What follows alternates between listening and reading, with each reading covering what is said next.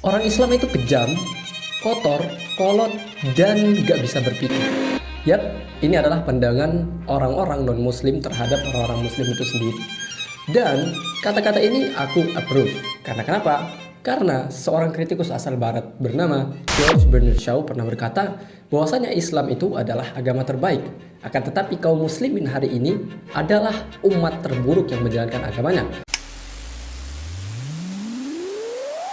Yap, kenapa ini bisa terjadi? Banyak sekali faktor yang menyebabkan kaum muslimin ini bisa menjadi kotor, bisa menjadi dipandang kejam oleh dunia luar, dan juga bisa menjadi umat atau kaum yang dipandang sebagai kaum yang tidak bisa berpikir hari ini. Kaum muslimin tidak bisa menjalankan agamanya dengan sempurna. Salah satunya penyebabnya adalah karena mereka meninggalkan Al-Quran. Dan kenapa bisa? Karena mereka meninggalkan Al-Quran, mereka bisa menjadi kolot, kotor, dan juga bisa menjadi kejam seperti sekarang. Kita semua tahu bahwasanya Jepang adalah negara dengan tata krama yang baik, ya. Jepang menjadi sebuah negara yang tata krama warganya atau masyarakatnya itu tergolong baik itu karena mereka diajarkan dari kecil. Kita mempunyai sifat natural yang ramah, akan tetapi sifat ramahnya orang Jepang atau sifat yang baiknya orang Jepang itu dibentuk dari ketika mereka TK sampai mereka kelas 3 SD. Karena dari yang pernah aku dengar, ya, di Jepang itu dari kelas TK sampai kelas 3 SD mereka nggak pernah diajarin, ya, mereka nggak diajarin sama sekali tentang, ya, hal-hal yang rumit seperti matematika dan ilmu-ilmu umum lainnya. Akan tetapi walaupun ada mereka belajar seperti itu sedikit saja, akan tetapi mereka fokusnya pendidikan moral atau pendidikan attitude semenjak TK sampai kelas 3 SD itu dijadikan sebagai, ya, pembentukan karakter dari anak-anaknya orang Jepang, sehingga mereka bisa terbentuk dari situ. Nah, sedangkan kaum muslimin itu mereka dasarnya, basicnya mereka tuh harusnya belajar moral. Sedangkan kaum muslimin itu seharusnya basicnya mereka belajar moral itu tuh dari Al-Quran. Ya, Al-Quran itu banyak sekali mengajarkan tentang moral, ya. Dari kisah antara Luqman Al-Hakim dan anaknya, dan kemudian kisah antara Nabi Ibrahim dan Nabi Ismail. Di sana kita banyak sekali bisa mengambil pelajaran tentang masalah pendidikan dan moral dan juga pembentukan karakter anak.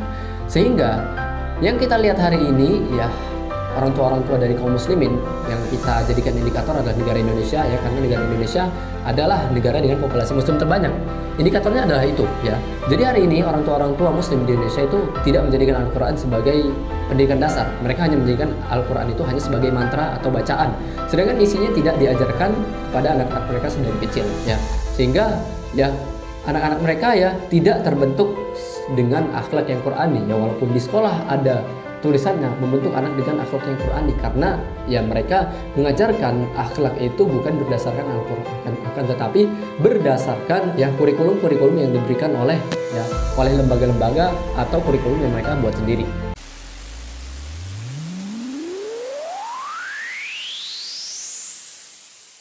Nah, jadi itulah alasannya, ya. Pertama, mereka meninggalkan pendidikan moral dan juga pendidikan karakter, ya, karena juga mereka meninggalkan Al-Quran. Sedangkan pada zaman dulu ketika kaum muslimin itu memiliki generasi emas itu awalnya adalah pendidikan karakter dari Al-Quran.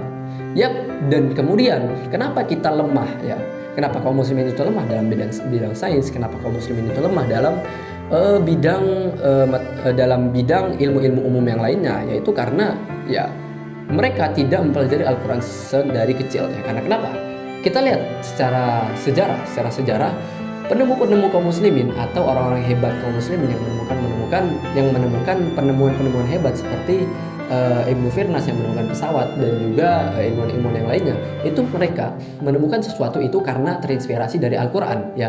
Jadi pada dasarnya aku mau bilang ke kalian, ya, kalau Al-Quran itu memiliki segala macam dasar ilmu, ya, segala macam basic ilmu seperti sains, matematika, seperti juga ilmu, ya, pendidikan, seperti juga ilmu attitude, ya, semuanya dibahas di situ, ya. Bahkan ilmu psikologi manusia juga dibahas di situ dalam Al-Quran. Sehingga pencarian potensi anak, ya, itu dicari dari Al-Quran. Kenapa Ibnu Firnas bisa berkecimpung di bidang sains pesawat? Ya, karena dia terinspirasi ketika dia membaca Al-Quran.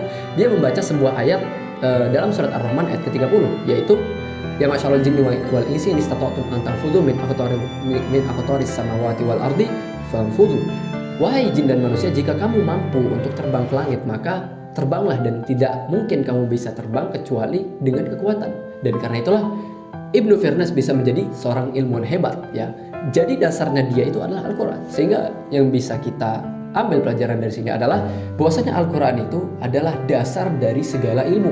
Sehingga kalau kita mau menerapkan pendidikan seperti Jepang, kita mengajarkan anak-anak kita Al-Quran saja sebenarnya sudah bisa menjadi ajang pencarian bakat anak-anak, karena di dalam Al-Quran itu tersedia semua macam basic ilmu ya. Jadi semua ilmu tersedia dalam Al-Quran, sehingga kita tidak perlu ya melempar mereka ke kursus-kursus sains, kita melempar mereka ke kursus matematika untuk mencari bakat atau minat mereka. Akan tapi kita bisa ajarkan mereka Al-Quran. Ketika mereka menemukan sebuah ayat yang menurut mereka itu menarik dan mereka mencari tahu ayat itu, mereka kemudian bisa sendiri ya, secara natural mereka bisa menentukan di mana bakat dan di mana minat mereka hanya dengan membaca Al-Quran. Dan itulah yang tidak dipakai oleh orang tua atau guru-guru pada hari ini. Yap, sehingga inti dari yang aku omongin adalah ya, ayo kita kembali kepada Al-Quran, karena Al-Quran itu adalah basic dari segala ilmu.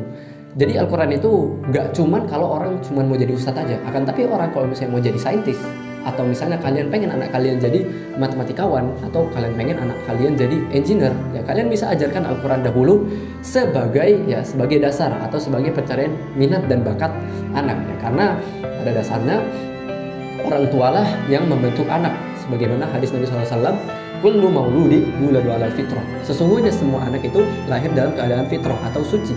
Jadi yang menjadikannya Yahudi dan Nasrani adalah orang tuanya sendiri. Oke.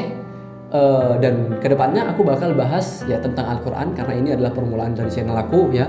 Aku bakal bahas tentang ya segala sesuatu dari perspektif Al-Quran, dari sains ya, kemudian kedokteran, dan kemudian matematika. Aku bakal bahas di channelku ini ya. Jadi buat kalian yang tertarik sama hal-hal yang seperti ini, kalian bisa subscribe channel aku, dan see you in the next video.